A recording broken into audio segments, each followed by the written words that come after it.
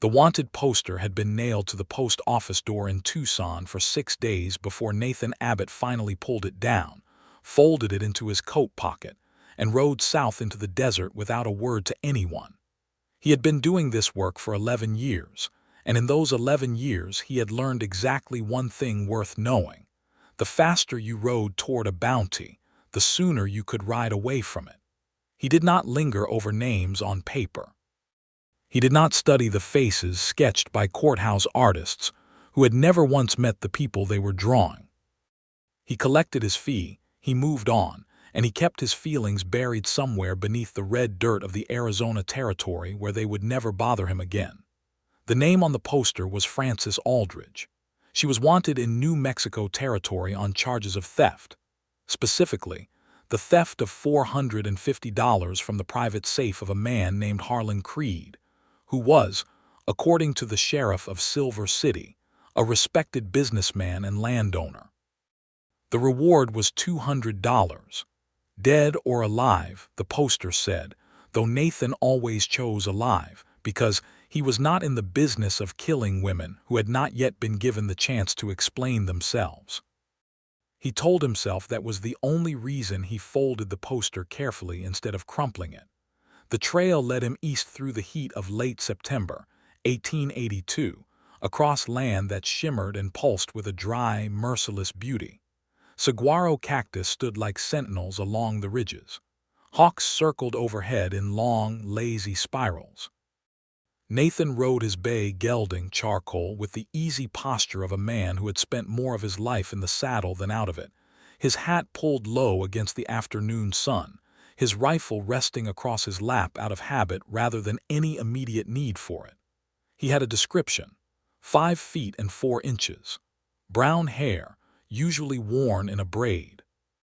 Dark eyes. The sheriff's deputy who had written the report said the color was hard to name, that they were something between brown and amber, like creek water in October. 24 years old, traveling alone.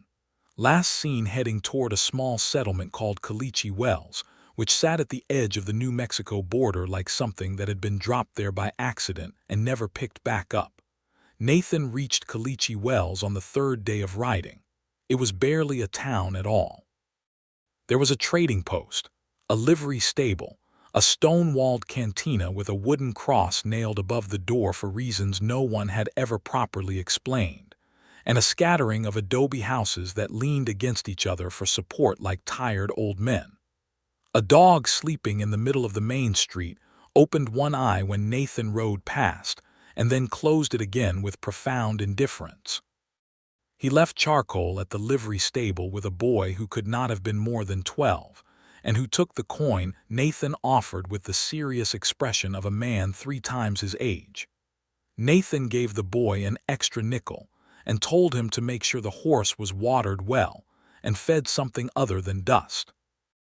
Inside the cantina, the air was cool and smelled of chili pepper and old wood, and something sweeter underneath, like cinnamon. There were 4 men at a table near the back playing cards with the quiet concentration of people who had nothing else to do. A heavy-set man with a gray mustache stood behind a plank bar that served as the counter. Nathan ordered a beer and asked, without any particular urgency, whether anyone in town had seen a young woman traveling alone. The man with the gray mustache poured the beer and set it down with a thud that suggested he had been asked many questions in his life and had answered very few of them voluntarily. "Lots of women come through here," the man said. "This one would have come through in the last week," Nathan said. "Brown hair, dark eyes, traveling light." One of the card players at the back table shifted in his seat. Nathan noticed it without appearing to notice it the way he noticed most things. "Can't say," the man behind the bar said. Nathan nodded, took his beer, and sat down at a small table near the door where he could see the whole room and also the street through the single clouded window. He drank slowly. He was in no hurry. He had learned that patience was the most useful tool in his profession, more useful than his rifle or his reputation, or the silver badge he carried in his coat pocket. He had been sitting there for perhaps 40 minutes when the door opened and Frances Aldridge walked in. He knew her immediately, not from the sketch on the wanted poster, which had been a poor likeness at best, but from the way she walked, with the careful, measured confidence of someone who was always assessing exits. She wore a plain brown dress that had seen better days, and over it, a man's canvas jacket that was too large for her shoulders. Her hair was in a braid down her back, dark brown with threads of gold where the afternoon light hit it through the door. She carried a canvas saddlebag over one shoulder, and she moved with the kind of quiet efficiency that spoke of someone who had been traveling hard and was very tired, but was not going to let anyone see it.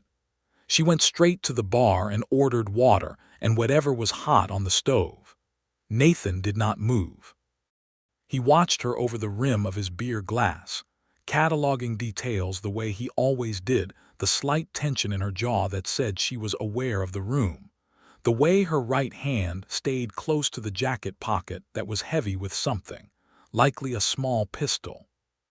She was exactly as described, and at the same time nothing like the description at all, because descriptions on paper were flat and Frances Aldridge was not flat in any sense of the word.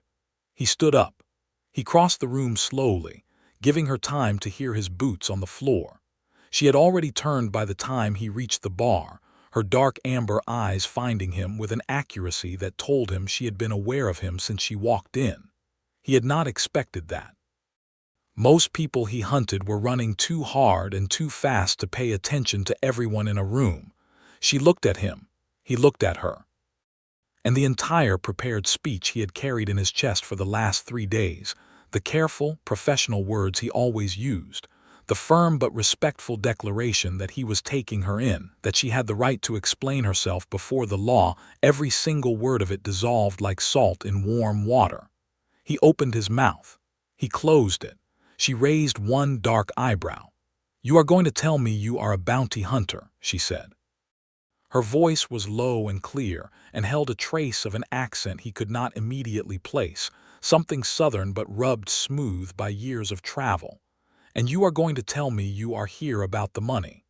"I am," Nathan said.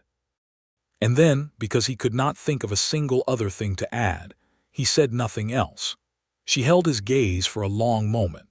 Her eyes were exactly what the deputy had tried and failed to describe, that impossible October Creek color, amber and brown and something like gold all mixed together, and they were looking at him with an intelligence and a directness that he was not accustomed to from the people on his posters. "My name is Nathan Abbott," he said finally, because he felt the sudden need to introduce himself properly, which was something he had never once done in 11 years of this work. Something shifted in her expression. Not softness, exactly, more like a recalibration. "Frances Aldridge," she said, "but I expect you already know that." "I do." "Then you also know what they say I did." "I know what the poster says." She studied him for another moment.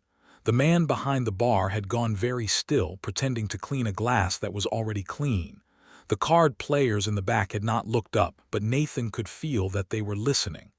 "I did not steal from Harlan Creed," she said, and the steadiness in her voice was remarkable. There was no performance in it, no pleading, no calculation.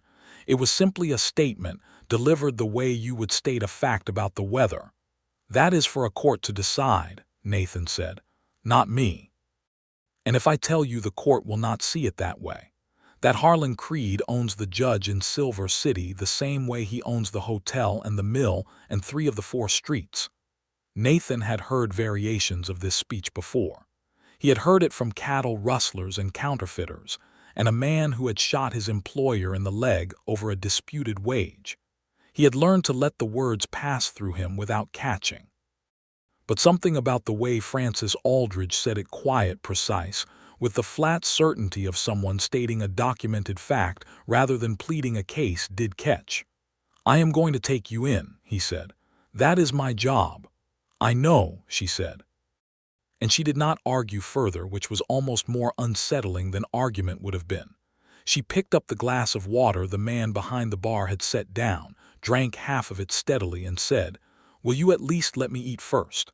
I have been riding for 2 days on nothing but dried corn and creek water." Nathan said yes. He was not entirely sure why. He always said no to delays. Delays led to complications, and complications led to trouble, and trouble was the one thing in his professional life he worked hardest to avoid. But he said yes, and they sat across from each other at the small table near the door, and the man behind the bar brought 2 bowls of something that was mostly beans and dried meat and a great deal of chili, and Nathan found himself eating too because he had not eaten since morning, and the food was better than it had any right to be in a place this small and this remote. She ate efficiently, without daintiness, the way someone eats who has spent time going hungry. She did not make conversation for the sake of it. Between bites she looked at the window, or at the room, or at the hands she wrapped around the bowl for warmth despite the afternoon heat outside. "Where are you from?" Nathan asked, and then was immediately annoyed with himself for asking. "Originally, Georgia," she said, "but that was a long time ago." "What brought you to New Mexico?" "Work and then escape." She said the last word without drama, as if escape were simply another occupation like blacksmithing or teaching school. "From Creed," she looked at him directly again. "From his house. I kept his accounts for 2 years. I am good with numbers, better than any man he ever hired, though he never said so aloud. When I found evidence that he had been defrauding families in the territory out of their land claims, and I told him I intended to report it to the Territorial Land Office, he had his men come for me." She paused. "The $450 was my wages for 6 months, which he had been withholding. I took what was mine." Nathan said nothing. "You do not believe me," she said. "It was not an accusation. I did not say that. You did not have to." He looked at her across the table and thought about what he believed and what the poster said, and what the $200 would buy him in terms of the next 3 months of his life, which was what he always thought about when he collected a bounty. And for the first time in 11 years of this work, the arithmetic did not come out the way it was supposed to. He thought about this for a moment and then set it aside because he had a job to do. "We will leave in the morning," he said. "I will keep you treated well. You will ride your own horse, you will have proper food and sleep. I do not use chains unless someone forces me to." "How generous," she said, without particular heat. "A bounty hunter with manners. I am trying to do this right. By dragging an innocent woman back to a corrupt town and a bought judge. By following the law." She looked at him. "The law and justice are not always the same thing, Mr. Abbott. Surely 11 years of this work has shown you that." He did not answer because she was right and he knew it, and acknowledging it out loud would complicate things further, and they were already complicated enough. They slept that night in separate rooms at the back of the cantina. The owner rented them out for a modest fee, 2 small rooms with rope beds and wool blankets, and walls so thin Nathan could hear Frances's breathing slow into sleep, while he lay awake on his back staring at the cracked adobe ceiling. He did not sleep for a very long time. He kept hearing her voice saying law and justice are not always the same thing, and underneath that he kept seeing her eyes across the table, that October Creek color, looking at him with the steady intelligence of someone who was measuring him far more carefully and fairly than he deserved. In the morning, they set out east towards Silver City. She rode a brown mare she called Biscuit, which Nathan found unexpectedly charming and which he did not say aloud. Biscuit was a sturdy, sensible-looking animal that matched her rider in temperament, quiet, watchful, and apparently comfortable in her own company. They rode side by side with perhaps 4 feet of empty air between them, and the empty air felt, to Nathan, like it had weight and texture and a temperature of its own. The desert in morning was a different country than the desert in afternoon.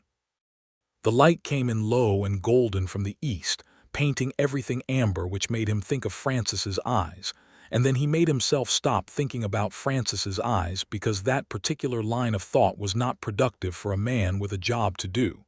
"Tell me about the documents," he said, after they had been riding for perhaps an hour. She glanced at him sidelong. "What documents?" "The evidence you said you found. The land fraud." She was quiet for a moment, and he could see her deciding how much to tell him. "Creed has been falsifying surveys," she said at last. He pays the surveyors to record different boundary lines than what they actually measure.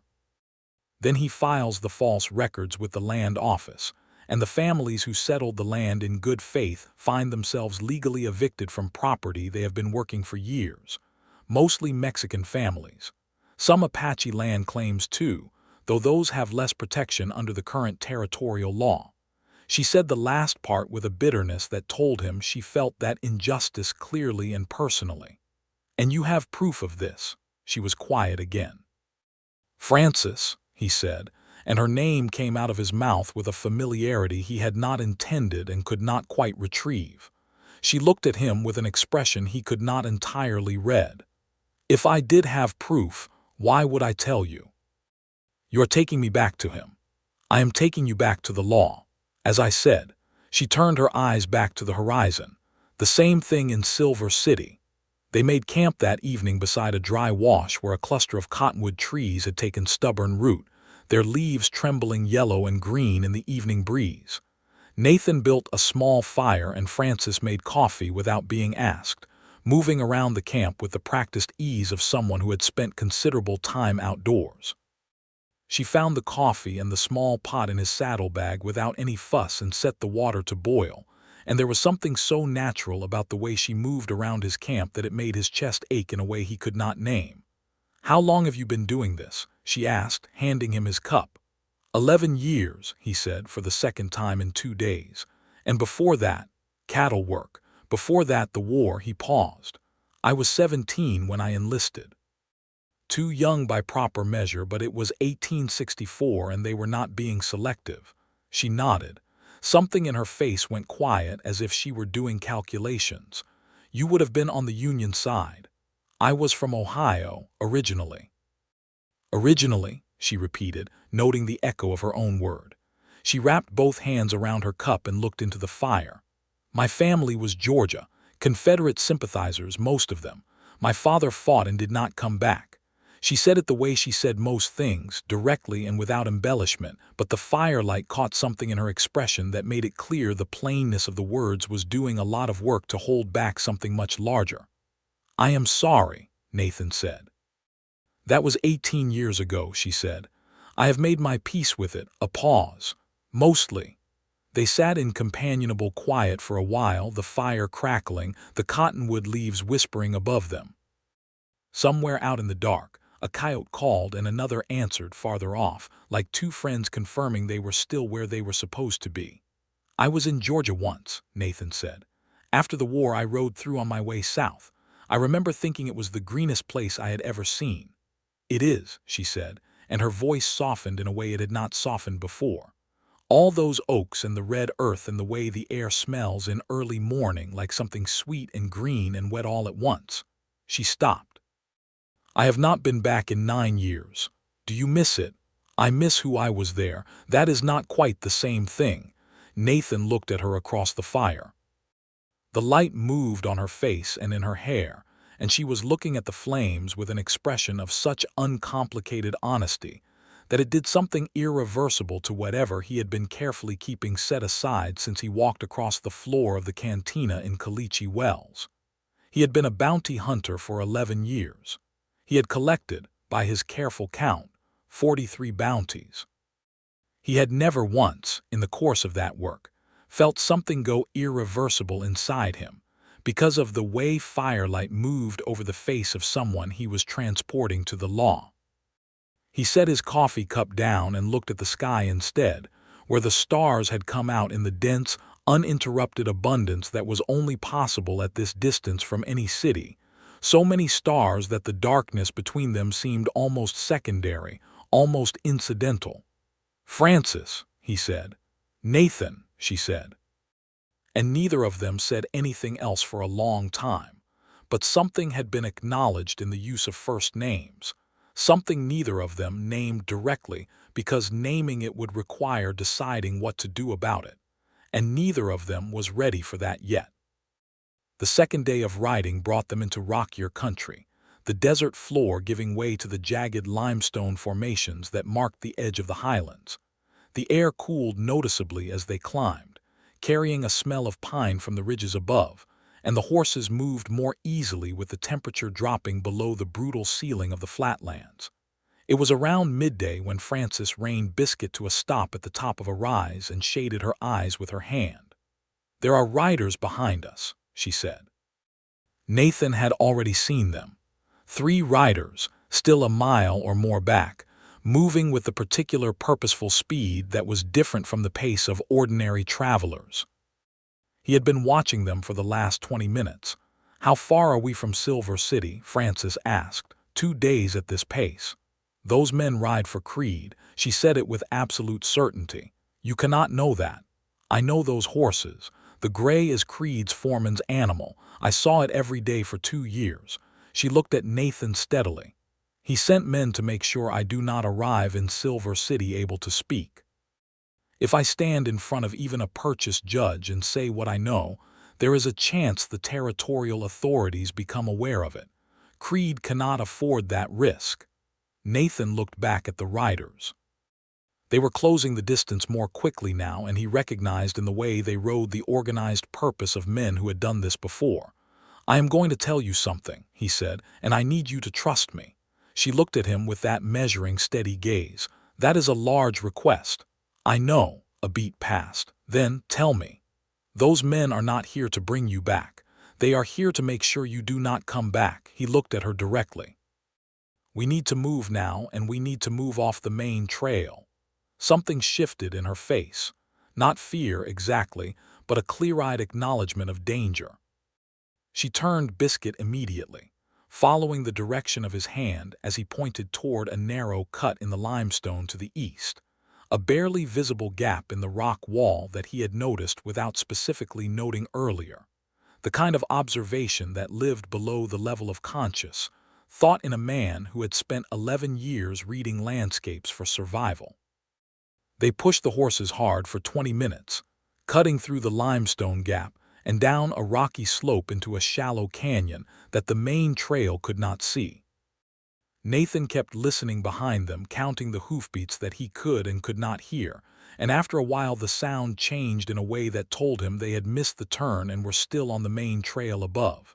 He pulled charcoal up and Frances stopped beside him, both horses blowing hard. "They will figure it out," Frances said quietly. "Yes," he agreed, "but it gives us time." He was thinking. 11 years of reading country had given him a map in his head of the southern New Mexico territory that was more detailed than most printed maps, and he was running that mental map now, looking for options. "There is a ranch about 6 miles east of here, family named Ray's. They know me. I rode through twice in the past 2 years. We can get fresh water there and I can send word ahead." "Send word to who?" "I know a deputy marshal in Mesilla. Honest man, which is rarer than it should be. If Creed has been running the kind of operation you describe, the territorial marshals need to know about it, and they do not answer to Creed's purchase judge." She stared at him. "You believe me?" He had believed her for most of yesterday, but saying it out loud felt important in a different way than simply believing something. "I believe you," he said. The expression that crossed her face was not the relief he might have expected. It was something more complex, something between gratitude and grief, as if belief were something she had not encountered recently enough and had half stopped expecting. They rode to the Ray's ranch, which turned out to be a modest but well-kept operation tucked into the fold of 2 hills, with a small adobe house and a proper barn and a kitchen garden that was still producing late tomatoes in the September warmth.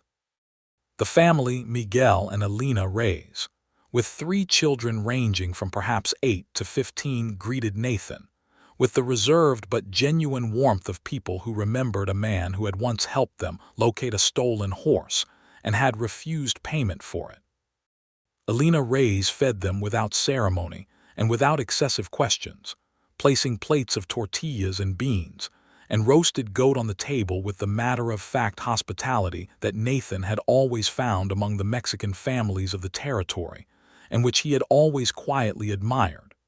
Frances thanked her in Spanish that was careful but genuine, and Alina looked at her with something that was unmistakably approval.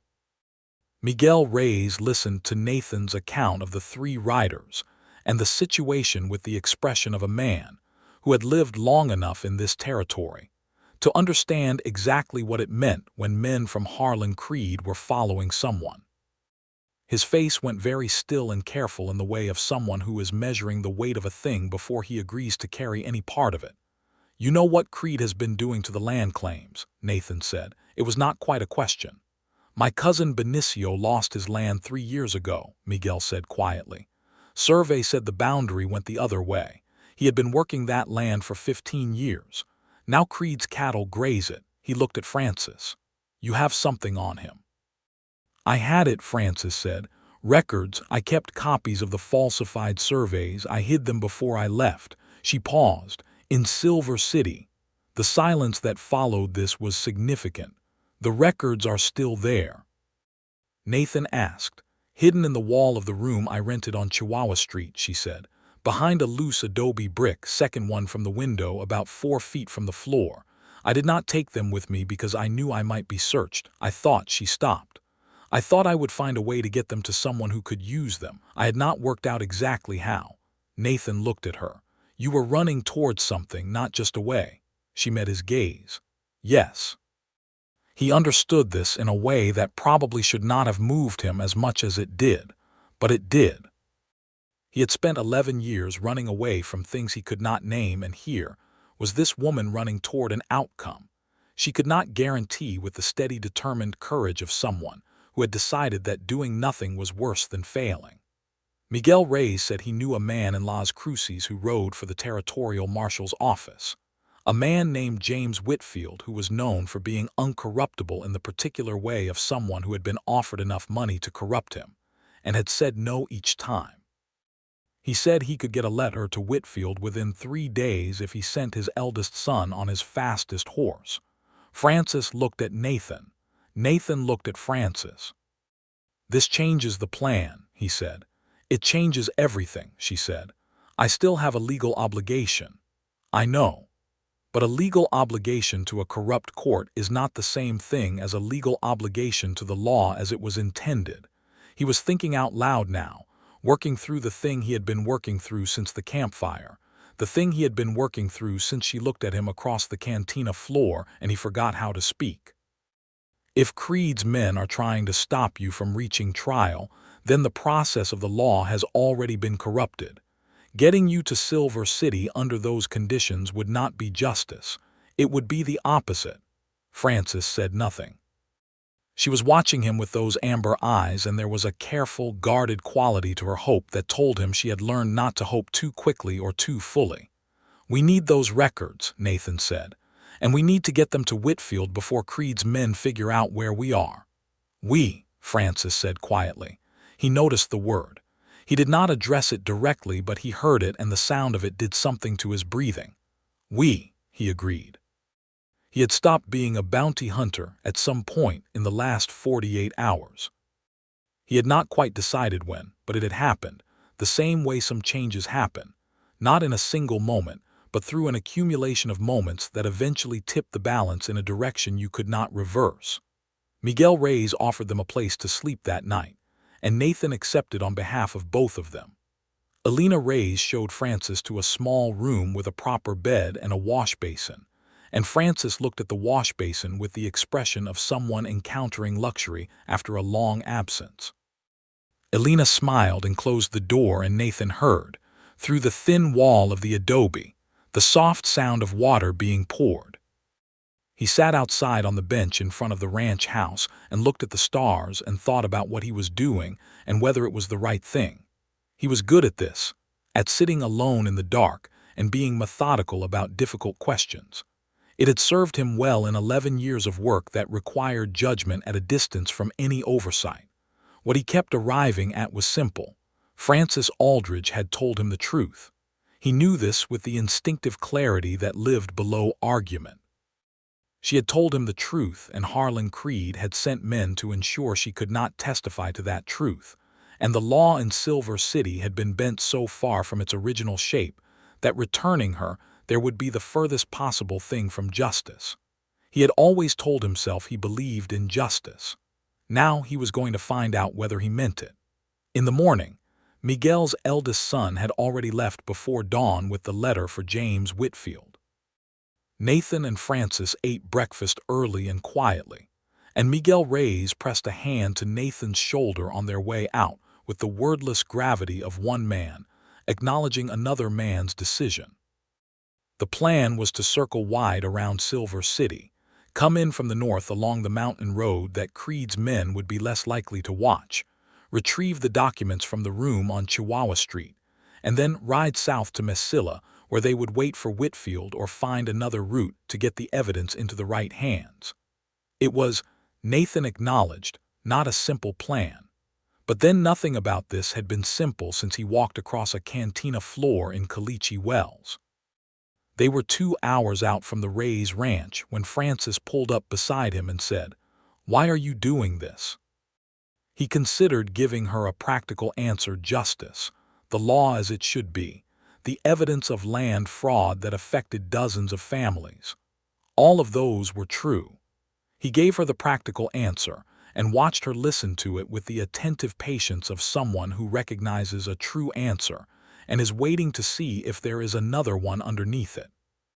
Then he said, "Because when I walked into that cantina, I was certain I knew exactly what I was doing and who I was dealing with, and you looked at me and I was not certain of anything at all. That has not happened to me before." She was quiet for a long moment, long enough that he began to regret saying it. Then she said, "I looked at you and thought, here is an honest man in a dishonest job, and then I thought that was probably too generous and I should not trust the instinct." Was it too generous? She considered. "I am still evaluating." He found himself smiling, which was also something he had not done in longer than he could easily calculate. The approach to Silver City from the north was through ponderosa pine forest that smelled of resin and cold stone. The trees tall and straight and dropping needles that muffled the sound of the horses' hooves to something close to silence. They left the horses tied well back in the trees and went the last half-mile on foot, staying off the main road and moving parallel to it through the underbrush. Silver City was a proper town by 1882 standards, maybe 2,000 souls, a grid of streets laid out with the optimism of a place that expected to be larger, several substantial brick buildings that had replaced the original adobe, a courthouse with pretensions, 3 competing mercantiles, and the particular air of a boom-time mining town that had settled into a more permanent middle age without entirely giving up its original roughness. They came in through the back alleys, staying away from the main street and moving through the quieter residential lanes toward Chihuahua Street, which ran along the southern edge of town and housed a collection of boarding houses and small rented rooms that had served the town's working population since its earliest days. Frances moved through these streets with the familiarity of someone who had lived here and knew which dogs barked and which did not. She led him down a narrow alley between 2 adobe walls, through a gate that was not locked, and into the back courtyard of a 2-story adobe building that was clearly a rooming house. "Third window from the left, 2nd floor," she said quietly. "Mrs. Cardenas, who runs the place, should be at market on Wednesday mornings. She always is." It was Wednesday morning. They went in through the back door, up a narrow staircase, and into the small room that had been Frances's until 9 days ago when she had packed her saddlebag and left before dawn. The room had not been relet. Her few personal items were still exactly as she had left them. A spare dress folded over the back of the chair, a hairbrush on the windowsill, a small book on the nightstand. Frances went directly to the wall beside the window and pressed her fingers along the 3rd course of adobe bricks, counting from the corner. She found the 2nd brick from the window and worked her fingers into the edge of it with practiced precision, pulling it free to reveal a dark hollow in the wall. Inside was a flat oilskin packet, tied with string. She held it in both hands for a moment and looked at it with an expression that Nathan could only describe as relieved grief, the feeling of finding something you had hoped would still be there, but had prepared yourself to lose. She handed it to him without opening it. "Look," she said. He untied the string and opened the oilskin carefully. Inside were perhaps 30 sheets of paper, some handwritten, some bearing official territorial land office seals. Even with his non-expert eye, Nathan could see the discrepancies, surveying records with corrections noted in a different hand, boundary descriptions that contradicted each other across documents, correspondence between Creed and two named surveyors that was not the kind of correspondence you had about honest surveying work. "This is enough," he said. "Is it?" "For an honest official, yes," he looked at her. "This is enough to bring the whole thing down." She pressed her lips together. The expression was not quite a smile, but it was something in that direction, something that involved both determination and something more fragile, something that had been under a great deal of pressure for a long time.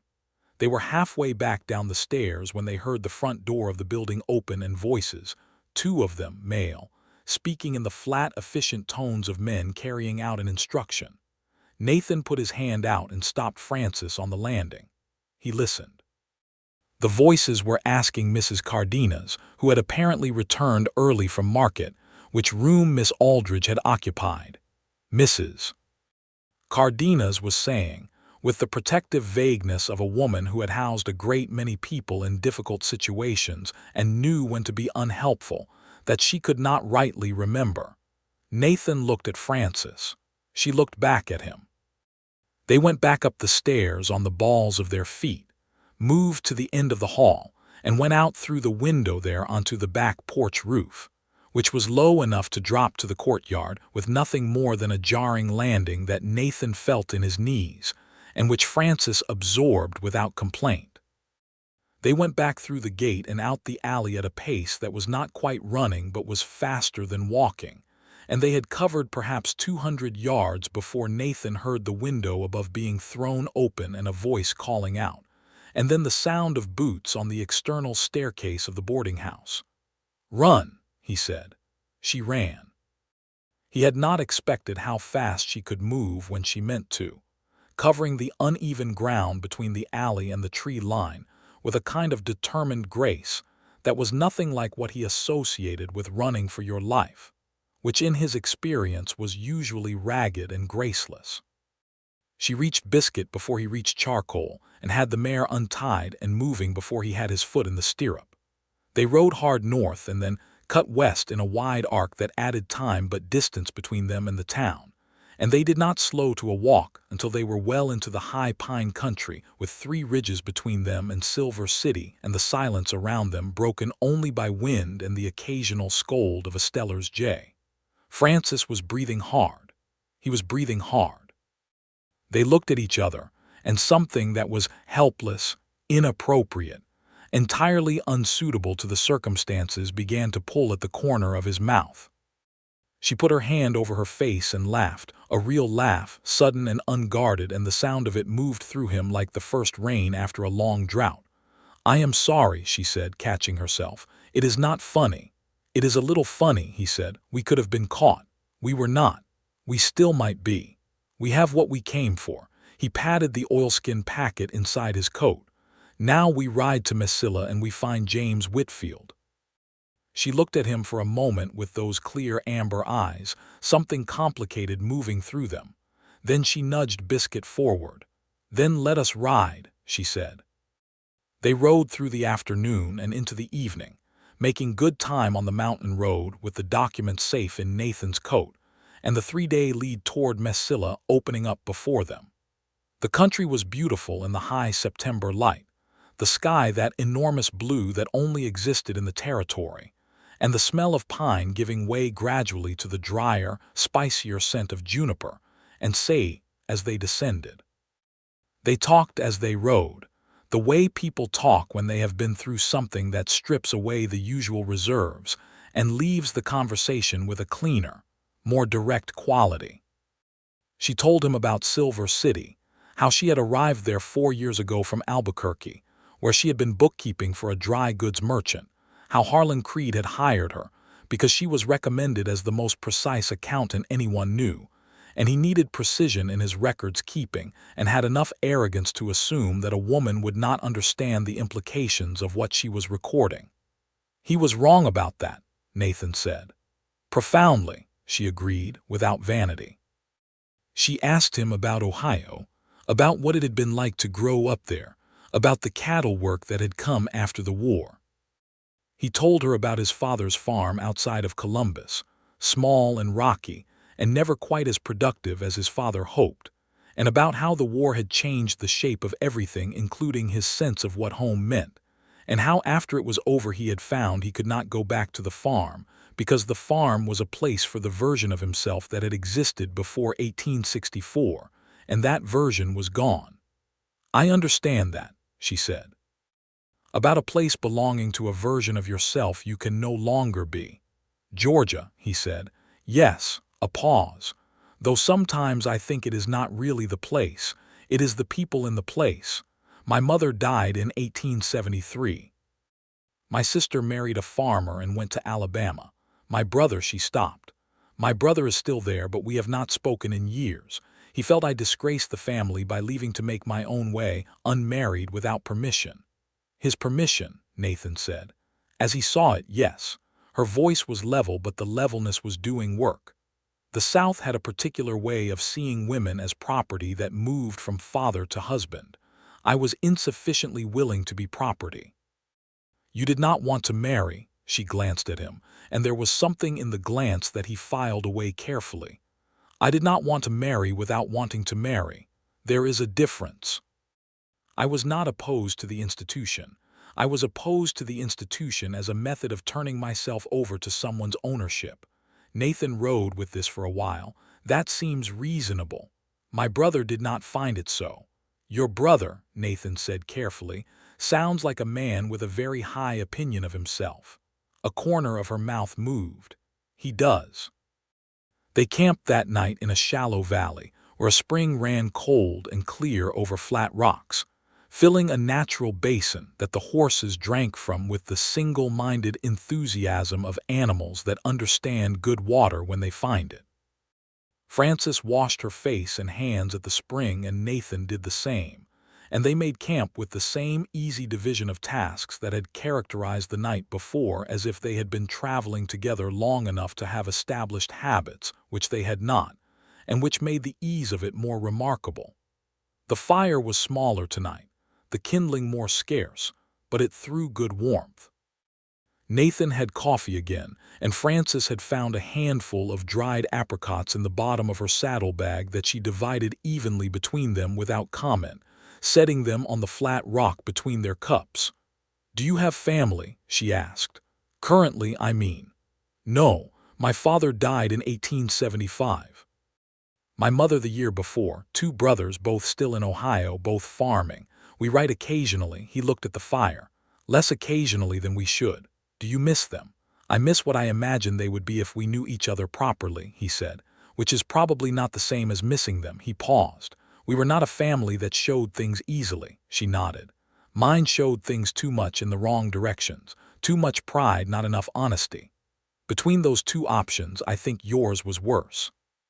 She smiled at that, a full smile this time, not a careful one, and it rearranged her face in a way that made him feel the light had suddenly increased even though the fire was exactly the same size it had been a moment before.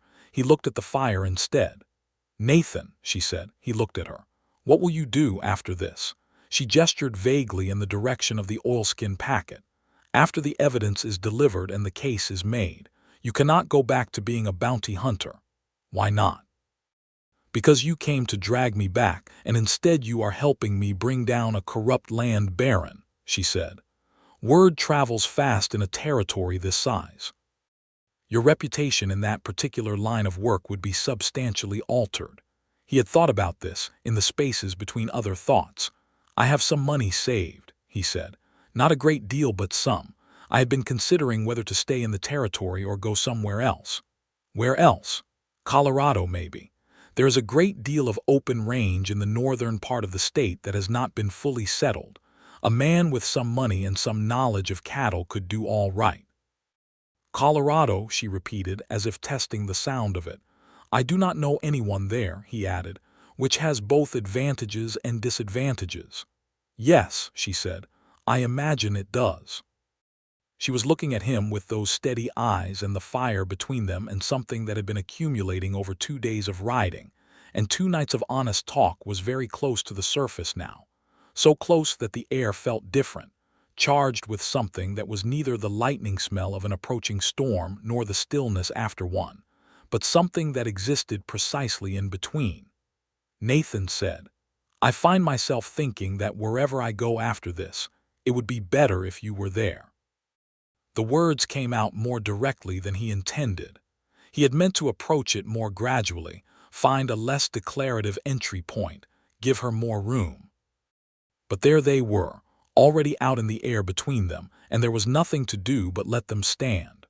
Frances did not look away. She looked at him for a long, searching moment, and he saw the careful evaluation happening behind her eyes, the habit she had developed of measuring trust against experience before extending it, the practical intelligence that had kept her alive and moving through 9 days of flight. He watched her do this and respected it and waited. I have been on my own for a long time, she said at last, not because I wanted to be entirely, but because I made a decision that the alternative was worse. I know. I am not interested in being taken care of or managed or owned. I know that too. He looked at her steadily. I am not offering any of those things. What are you offering? The question was direct and deserved a direct answer. Company, he said. Honest company, of the kind where both people are fully themselves and neither one asks the other to be smaller than they are. She was quiet for a long time. A log shifted in the fire and sent a spray of sparks upward into the dark. That is a good answer, she said at last. It is also a true one. She looked at the fire. She looked at her hands. She looked at him. I have thought you were a good man since the cantina, she said. I did not intend to think it, but there it is. I have thought you were extraordinary since the cantina, he said. I also did not intend it. Another pause, freighted with the particular weight of two people acknowledging something they have both been carefully not acknowledging for approximately 48 hours. Colorado, she said. Colorado, he agreed. That is a very large commitment based on very little time. 2 days is not much time, he agreed. But some things you know faster than others. She looked at him again. The careful evaluation was still there, but something had shifted underneath it, some fundamental hesitation lowering itself the way a flag lowers at the end of the day, not erased, simply set aside for the night. Ask me again, she said. When this is over, when Creed is dealt with and Whitfield has the documents and I am no longer a name on a wanted poster, ask me again when we are both free to answer properly. I will, he said. And the commitment in those 2 words was as solid as anything he had ever said in his life. They reached Mesilla on the 4th day, coming down out of the highlands into the Rio Grande Valley, where the river spread in green and silver across the valley floor, and the town sat on its west bank with the comfortable permanence of a place that had been there since before the United States claimed the territory. The streets were a mixture of Spanish colonial and American boomtown architecture, wide and dusty, lined with cottonwoods that were just beginning to turn gold in the early October air. James Whitfield was exactly as Miguel Reyes had described him, a compact, square-shouldered man of about 50, with a gray-streaked beard, and the unhurried manner of someone who had learned that urgency without information was worse than patience. He received Nathan and Frances in the office of the marshal's headquarters on the main plaza with a stillness that communicated he was taking in everything while visibly reacting to nothing. He read through the documents in the oilskin packet with the systematic attention of a man who understood what he was looking at. He went through each page once, then went back to 3 of them and read them again, more slowly. Then he set the packet down on his desk and looked at Frances. You kept these records yourself, he asked. For 2 years, Frances said. Every falsified entry, every discrepancy, every piece of correspondence I could access. The surveys are the most important. They show the false boundaries in Creed's handwriting in 2 places, which means he was directly involved, not just passively benefiting. How many land claims are we talking about? I documented 11, Frances said. "But I believe there are more. I could only access the records that came through my office." Whitfield looked at Nathan. "And you were sent to bring her back to Silver City." "I was," Nathan said. "I am no longer doing that." "I can see that." A pause. "Your bounty has been forfeited." "Yes." Whitfield looked at him steadily for a moment, and then something in his expression shifted, a small, nearly imperceptible movement of approval that was more meaningful for its smallness. "All right," he said. "I will need Mrs. Aldridge to remain in Mesilla and be available for questions over the next several days. I will also need to send word to the territorial governor's office." "This will not be a small matter." "What about Creed's men?" Nathan asked. "There were at least 3 following us, and if they have gone back to report, Creed will know the documents were retrieved." "I will put 2 deputies on watch," Whitfield said. "Miss Aldridge, is there anything else you need?" Frances thought for a moment. "I need someone to tell me that the 11 families who lost their land will have it restored," she said. "I need to know that is the actual outcome of this, not just Creed in a cell while the land remains in his name." Whitfield held her gaze. "Land title restoration is a territorial court matter, not a marshal's matter. But I will tell you honestly that this kind of evidence with this level of documentation tends to produce the full result. It will take time. But yes, Miss Aldridge, I believe the families will be restored." She nodded once, the decisive nod of someone crossing a task off a list they have been carrying for a long time. The next several days moved with the strange double quality of both urgency and waiting. Whitfield's office hummed with the organized activity of people setting a large legal process in motion. A rider was sent north to Santa Fe with a sealed packet for the territorial governor's office. 2 deputies were stationed at the hotel on the plaza, where Nathan and Frances were both given rooms at the marshal's office's expense. Creed's men, if they came to Mesilla, did not make themselves visible, which Whitfield said might mean they had drawn back or might mean they were being careful, and in either case the deputies were there. Nathan found himself with a strange excess of unstructured time, which was not a condition he was used to. He spent part of it at the livery stable, where charcoal was getting the most comfortable week of his professional life. He spent part of it at the cantina on the south side of the plaza, drinking coffee at a table outside, and watching the Rio Grande Valley light change through the long October days. And he spent a good part of it with Frances, who was also unaccustomed to stillness, and was managing it by reading every newspaper she could find and making detailed notes on the legal aspects of the land fraud case in a small notebook she had purchased at the mercantile. They took their meals together as a matter of course. They walked along the river in the late afternoons, when the light went gold, and the cottonwoods reflected in the water with a beauty that made conversation feel almost secondary to simply being in it. They talked about everything and they talked about nothing, and both kinds of conversation were equally comfortable, which Nathan found remarkable and which he suspected Frances found remarkable too, though she said so more quietly.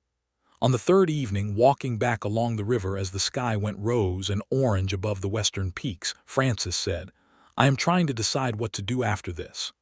"Colorado," he said simply. She laughed, that same unguarded laugh that did everything to him. "You are very persistent. I have been told I am methodical. That is a diplomatic way of saying persistent. I like to think of it as knowing what I want." She walked beside him, her boots quiet on the packed riverbank dirt, her braid over one shoulder. The light was in her hair and on the side of her face, and she was looking at the river with that expression she had sometimes, the one that was a private conversation she was having with herself. "I want a life that is mine," she said. "I want work that matters. I want to be somewhere I can put down roots without someone else claiming the ground under my feet." "That is reasonable," he said. "And I want—" She stopped. "Tell me," he said. She looked at him. They had stopped walking, both of them, beside a stand of cottonwoods with the river moving past them and the evening light going deep gold. "I want what we have been these past days," she said.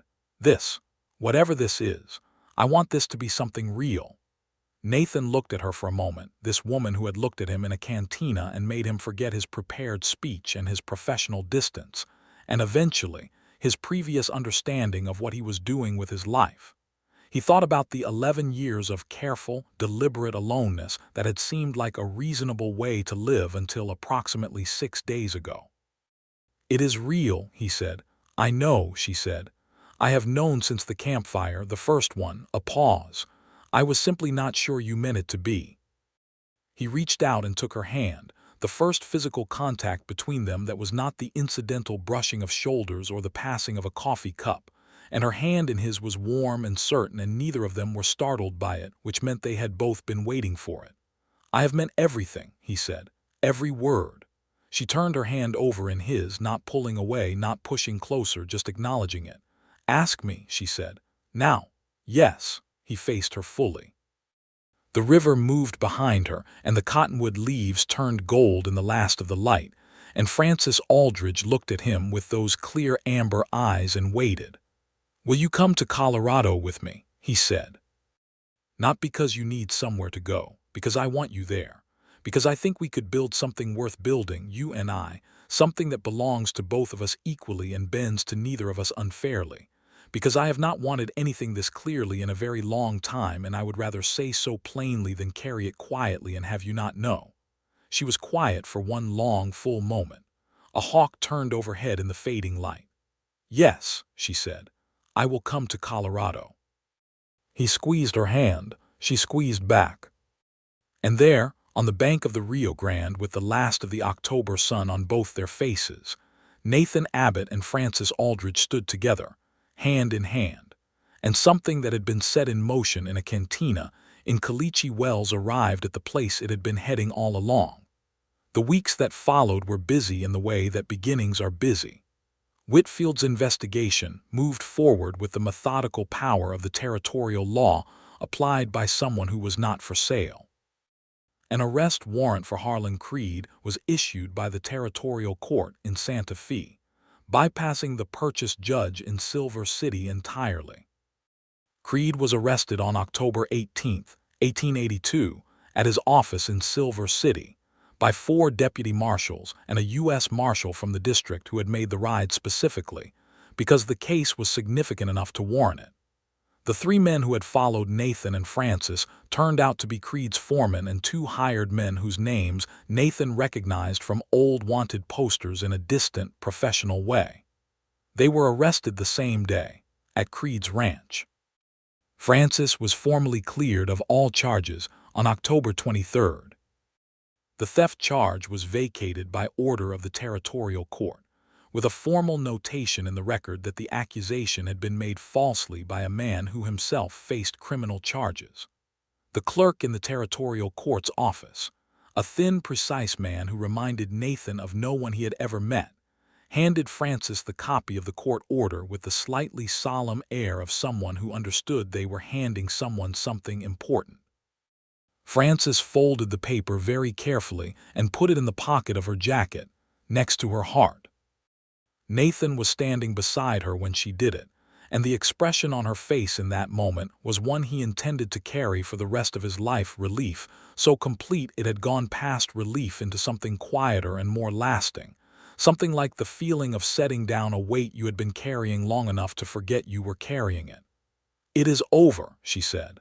"The hard part," he agreed. She looked at him. "The hard part," she repeated, and there was something in the way she said it that acknowledged everything still ahead, all the newness and uncertainty of building a life from a standing start, and accepted it with the same clear-eyed directness she brought to everything.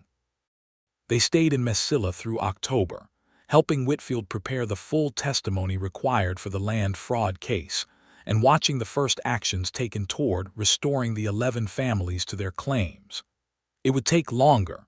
The territorial courts moved at their own pace, and land title restoration was a complex legal matter even when the evidence was clear.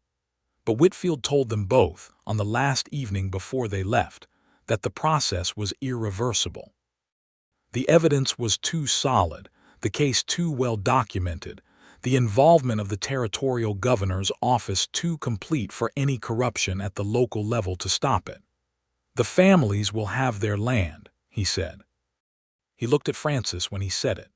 "What you did took considerable courage," Frances said. "What I did took considerably more paperwork than courage, but thank you." Whitfield almost smiled. They left Mesilla on the first day of November, riding north along the Rio Grande Valley in the cold, clear light of a New Mexico morning, with everything they owned packed in their saddlebags, and everything they did not yet own spread out in front of them in the wide, open future. They were married in a small ceremony in Albuquerque on the 7th of November, 1882, at the church on the Old Town Plaza, performed by a priest who spoke more Spanish than English, and who did not seem particularly bothered by the fact that Nathan was not Catholic and Frances was technically Presbyterian, but had not been to church since 1876. What mattered was the sincerity of the thing, and the sincerity was beyond question. Frances wore her best dress, which was a dark green wool that she had bought in Mesilla with the 6 months of back wages she had formally recovered from Creed's seized accounts, an outcome Whitfield had arranged with the quiet satisfaction of someone who enjoyed getting the details right.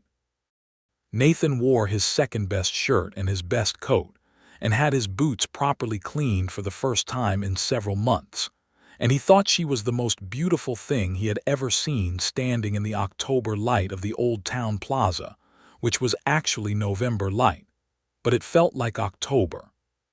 She held his hands and looked at him with those clear amber eyes, and repeated the words the priest gave her in a voice that did not waver, and when it was done, she kissed him with the same directness she brought to everything else in her life. And the small group of witnesses, which consisted of the priest, 2 church ladies who had appeared from somewhere inside the building, and a local merchant named Delgado who had wandered in from the plaza out of curiosity, applauded with considerable warmth.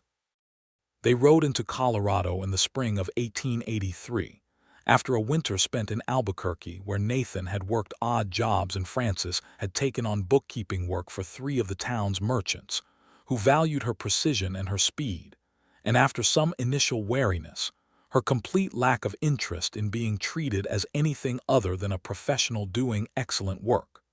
Colorado was everything Nathan had carried in his imagination, and more. The San Luis Valley in the southern part of the state was wide and flat, and ringed by mountains that went up and up into a sky so blue it seemed more than one color at once. The grass had come back in after winter, and there was water, and there was space, and there were other families already there, some Anglo-American, some Mexican families who had been there before the Americans came, some mixed heritage families whose histories went back through layers of the territory's complicated past, and they were all figuring out how to make something out of the land together, which was, Nathan thought, about as good a condition as any collection of humans could be in. They filed on 160 acres under the Homestead Act of 1862, which was still in force, and which gave them legal title to their land after 5 years of continuous residence and improvement. Nathan knew cattle and Frances knew numbers, and between the 2 of them they made a plan for the ranch that was both ambitious and grounded in what the land and the resources and the time actually allowed. The first year was hard in the specific way that first years on homestead land were hard. The house they built was small and drafty in its first form. The equipment was minimal. The cattle herd they started with was 15 head that Nathan drove up from New Mexico in June, with the help of a young man named Pedro Cruz who needed the work, and who turned out to be one of the best natural cowboys Nathan had ever watched work a herd. They hired Pedro on permanently at a fair wage, which Frances calculated down to the decimal with the satisfaction of someone making sure the numbers were honest. But there was something in the difficulty of that year that was also, paradoxically, one of the best years of Nathan's life. He woke up every morning knowing exactly what he was doing and why and for whom, and he went asleep every evening in the same bed as the most extraordinary person he had ever known, and the shape of his days had a solidity and a purpose that the 11 years of bounty hunting had never provided. Frances was magnificent in this life. She kept the accounts with meticulous precision, negotiated every supply deal in town with a pleasantness that concealed a complete unwillingness to be cheated, planted a kitchen garden that by the second summer was the envy of every ranch wife in the valley, and learned to ride cattle work beside Nathan with the same focused competence she brought to everything she decided to do. She was also funny, in the particular dry, observational way that crept up on you sideways, so that you were laughing before you had quite realized something was meant to be a joke. She was stubborn in ways that occasionally made Nathan want to throw his hat across the room, and also made him admire her so fiercely it was almost physical. She was honest to the point of occasional discomfort, and she was kind in ways that were practical rather than sentimental, which meant her kindness actually helped people rather than simply making her feel good about herself. He loved her with the steady, deepening love of someone who had spent a long time not loving anyone, and was now making up for the lost time with great thoroughness. She told him once in the second year, lying next to him in the darkness after the house was finally properly sealed against the mountain cold, that she had not known it was possible to feel this safe. Not safe from danger, she said. She had grown up enough to know that was never fully guaranteed, but safe in the sense of being fully known and fully wanted, which was different. He told her he understood exactly what she meant. She said she thought he might. They had been on the ranch for 2.5 years when their son was born, in October of 1885, during a cold snap that came early and frosted the grass white before the leaves had quite finished turning. His name was Thomas, for no particular family reason, simply because it was a solid name they both liked, and he arrived, as Nathan reported to Pedro Cruz, with the slightly dazed manner of a man who has just witnessed something enormous, with more hair than expected and an extremely decisive opinion about being hungry. Frances held Thomas and looked at him with an expression that was entirely unlike any other expression Nathan had ever seen on her face, a stillness that was not her usual thoughtful stillness but something older and deeper, something that seemed to come from a place that predated language or decision. "He looks like you," she said. "He looks like himself," Nathan said.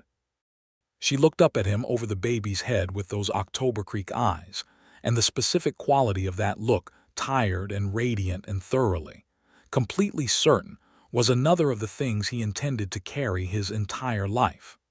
Thomas grew up with the particular confidence of a child who has never once doubted he is loved, which is the rarest and most useful gift two parents can give.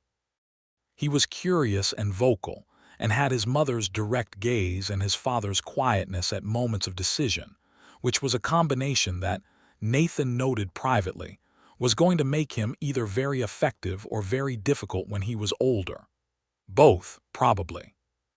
The land fraud case against Harlan Creed concluded in the summer of 1884, approximately 2 years after the arrest. Creed was convicted on 14 counts of fraud, forgery, and conspiracy. His assets were seized by the territorial court. The land restoration process, as Whitfield had promised, moved forward through 1884 and 1885, with 9 of the 11 families formally restored to their original claims by court order. The other 2 had either sold their claims or relocated in the intervening years, and in both cases the territorial court arranged financial compensation. Frances received a letter from James Whitfield in the fall of 1884, informing her of the final outcome. She read it at the kitchen table on a Tuesday morning with Nathan standing behind her, reading over her shoulder, and when she finished she sat very still for a moment with the letter flat on the table under both her hands. "It worked," she said. "It worked," he confirmed. She was quiet for another moment. 11 families, she said. "Benicio Reyes gets his land back. All those years he spent," she stopped. Nathan put his hand on her shoulder. She covered his hand with hers without looking up. They sat like that for a minute, in the good quiet of a morning kitchen with the smell of coffee, and the sound of the wind in the grass outside. Miguel Reyes came to visit them in Colorado the following summer, bringing his wife Alina and their 3 children, who were now considerably taller and more opinionated than Nathan remembered them. He came partly to see them, and partly to bring news that his cousin Benicio had returned to his restored land claim, and had planted the first full crop on it in 4 years. Miguel sat on the porch with Nathan in the long summer evening, and drank the good whiskey Nathan kept for genuine occasions, and talked about the valley and the cattle and the particular quality of the light in the San Luis Valley, which he declared to be similar to the New Mexico light, but with more cold in it. "Your wife," Miguel said at some point in the evening, "she is well." "She is very well," Nathan said. "She was a brave woman, what she did." "She was," Nathan agreed. "She is." Miguel nodded, looking at the mountains. "The land means everything," he said. "You know this because you have land now, but to have it taken and then to have it given back," he paused. "It is not just the land, it is the proof that something was wrong and that the wrong was corrected. That is rare. That matters as much as the land." Nathan thought about this for a long time after Miguel went inside, sitting on the porch alone with his whiskey and the darkening sky. He thought about Frances, who had kept 2 years of careful records because she understood that evidence was the only reliable weapon against power, and who had hidden those records in a wall and run without them because she was smart enough to know that having them on her person made them easier to destroy. He thought about the girl from Georgia who had decided at some point that being small and owned was a worse outcome than being alone and free, and had taken that decision all the way out into the Arizona territory and beyond. He thought about the way she had looked at him across the floor of a cantina in Caliche Wells with those impossible eyes, and made him forget the speech he had carried all the way from Tucson. He thought, as he sometimes did, about the exact moment of that first meeting, the one that had altered the direction of his life so completely that he could hardly remember, in any felt sense, what the previous direction had been. He had been so certain of himself when he walked into that cantina. 11 years of certainty, of professional competence, of knowing exactly what he was doing and why. And then one pair of eyes and the certainty had simply dissolved, quietly and permanently, leaving something more honest in its place. He had not minded. He did not mind now. The door opened behind him and Frances came out onto the porch with her shawl around her shoulders and a second glass of whiskey, which she set on the rail beside his hand. "Miguel is asleep," she said. "Thomas is asleep. Alina is reading by the lamp." She sat down in the other porch chair and pulled her shawl tighter. "Beautiful evening." "Yes," he said. She looked at the mountains, blue-black against the last of the sky. "I was thinking," she said. "Tell me." "I was thinking about Whitfield's letter. About the families and the land." A pause. "I want to do something with the knowledge I have, the bookkeeping, the accounting.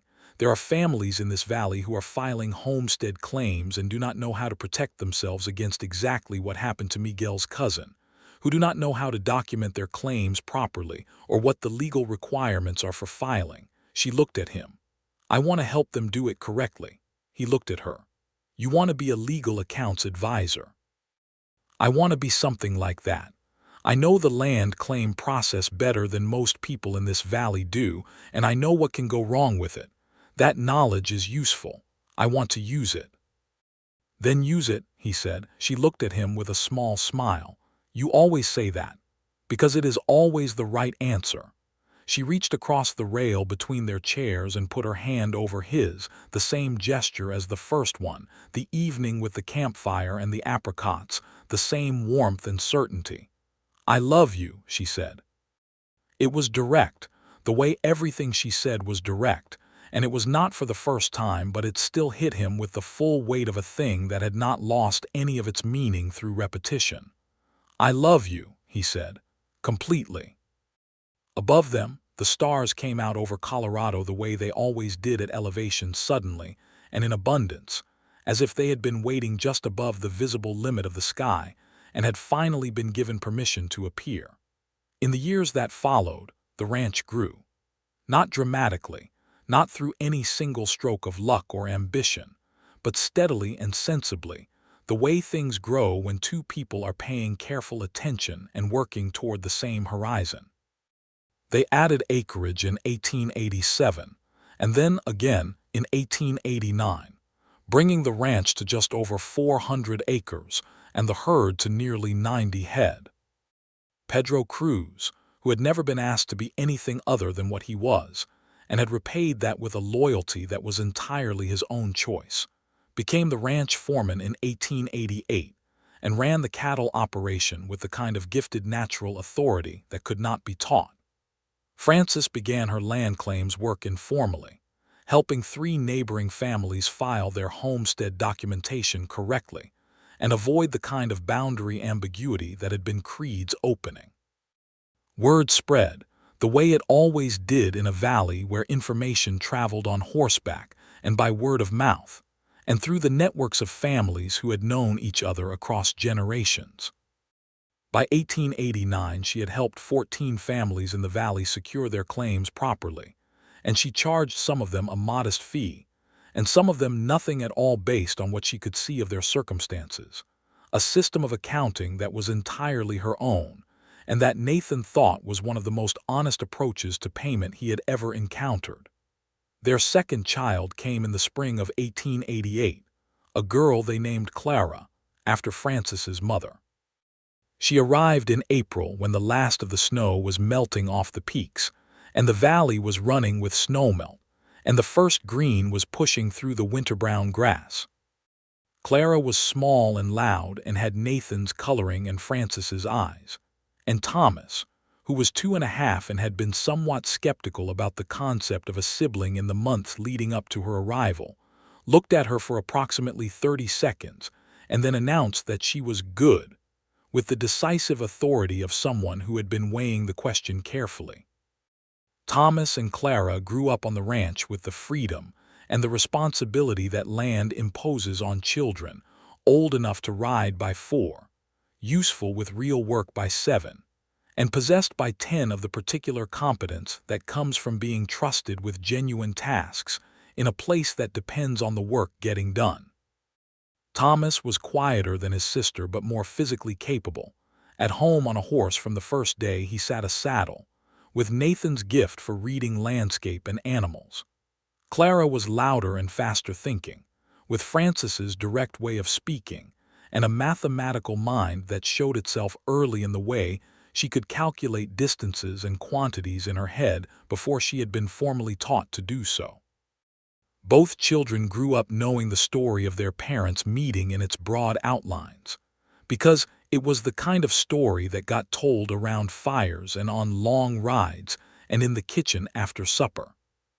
Thomas heard it first when he was 7 and declared it was very exciting, especially the part where you ran on the roof, which was his interpretation of the boarding house window.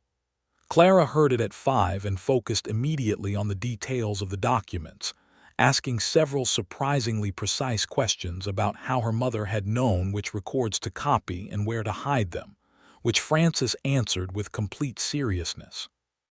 Nathan liked this, the way the story lived in the house alongside everything else, ordinary and extraordinary at the same time, a reminder of where they had come from and what it had taken to get here. He had a photograph taken of the 4 of them in the fall of 1890, outside the ranch house, by an itinerant photographer who came through the valley twice a year and set up a temporary studio in the back of the general store in town. It cost more than Nathan usually spent on any purely aesthetic object, but Frances said it was worth it, and she was, as she was about most things, exactly right.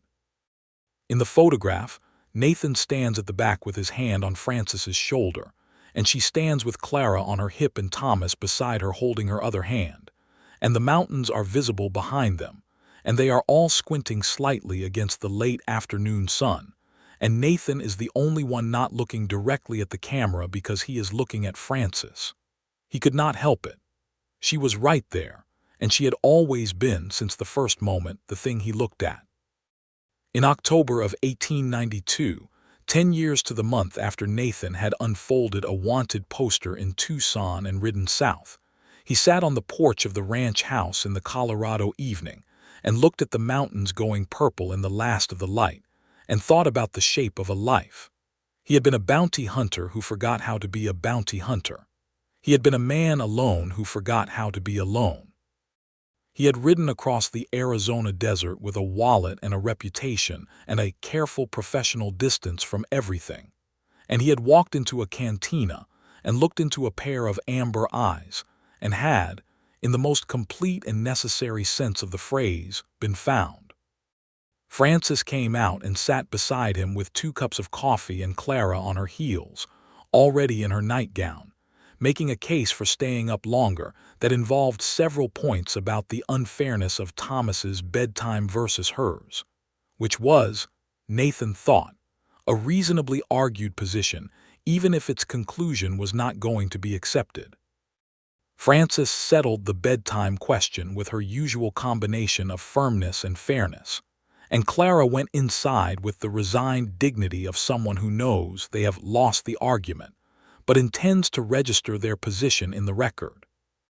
They heard her feet on the stairs, the brief negotiation with Thomas through his bedroom door, the eventual subsidence of all voices into the settling quiet of the house going to sleep. The coffee was good and the evening was cold, and the stars were beginning to come out over the mountains. "I have been thinking," Nathan said. "Tell me," she said, and the echo of all the other times one of them had said those exact words in that exact tone was present in the evening air, along with the cold and the coffee smell and the nearness of her.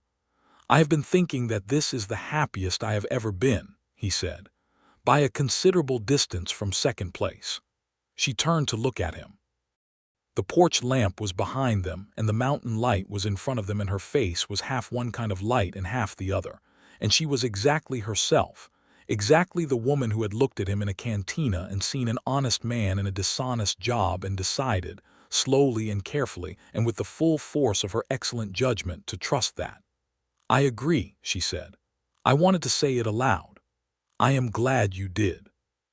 She leaned her head against his shoulder, and he put his arm around her, and they sat together in the good silence of 2 people who had known each other long enough and truly enough that silence between them held no uncertainty, only the comfortable weight of everything that had already been said and everything that did not need to be said at all.